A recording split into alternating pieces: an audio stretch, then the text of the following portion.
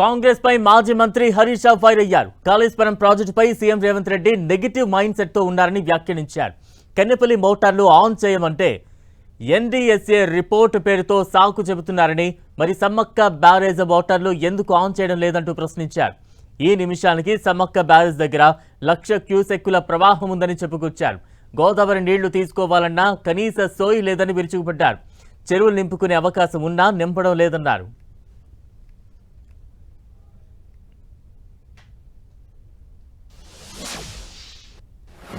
తమ్మిడిహట్టి దగ్గర మేడిగడ్డ దగ్గర motor launch చేయి మేడిగడ్డ దగ్గర అంటే ఏదో ఎన్డీఎస్ఏ చెప్పింది, పిల్లర్లు కూలిపోయినాయి, అది నడపడానికి వీలు లేదు, కథలు చెప్పిండు.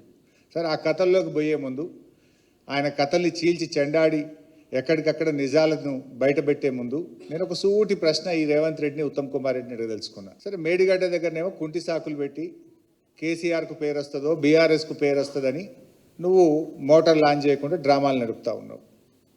సమ్మక్క బ్యారేజ్ దగ్గర ఈరోజు దేవాదుల మోటార్లు ఎందుకు నడుపుతలేవు? అదేం ఎన్డీఎస్ఏ అడ్డం లేదు, ఏం అడ్డం లేదు కదా. సోయి లేదు మీకు. గోదావరి నీళ్లు పోతుంటే నీళ్ళు ఎత్తుకోవాలనే సోయి లేదు. ఒకవైపు కరువు వచ్చింది, ఎలినెనో వచ్చింది, ప్రపంచమంతా మంచినీళ్ళకు ఆగమవుతుంది, కరువు కోరల్లో ప్రపంచం చిక్కుకపోతుంది, రైతాంగం ఆగమవుతారని చెప్పి ప్రపంచమంతా కూడా చుక్క చుక్కను ఒడిచిపడుతుంటే నువ్వు జార విడిస్తున్నవే. దీనికి ముందు సమాధానం చెప్పు ఉత్తమ్ కుమార్ రెడ్డి. నీళ్ల మంత్రిగా ముఖ్యమంత్రిగా మీరిద్దరు ఫెయిల్ అయిపోయినారు. కట్నీళ్లు పెట్టిపోయేలే. కేసీఆర్ గారు ముందు చూపుతో సమ్మక్క బ్యారేజ్ కట్టిండి, అక్కడ అద్భుతంగా నీటి నిల్వ ఉంది.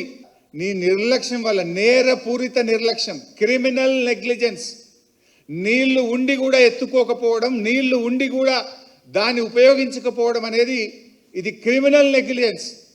మిమ్మల్ని ఉరిదీసినా తప్పు లేదు.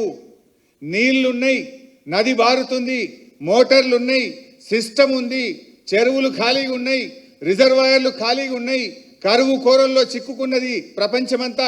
ఇవాళ ఎలినినోతో బాధపడుతుంటే నువ్వు నీళ్లుండి ఎత్తలేదంటే మీరు ఏ రకమైన నిర్లక్ష్యాన్ని పాల్పడుతున్నారో ముందు దీనికి సమాధానం చెప్పండి. మంత్రులు ఉన్నారు ఆ జిల్లాలు ఇద్దరు, సీతక్క మాట్లాడరు, సురేఖ గారు మాట్లాడరు. ఆ జిల్లా కాంగ్రెస్ ఎమ్మెల్యేలు మాట్లాడరు, ఎంపీలు మాట్లాడరు. ఈ రకంగా దీని మీద ఎవరు మాట్లాడుతారు? రండి చర్చకు సిద్ధం.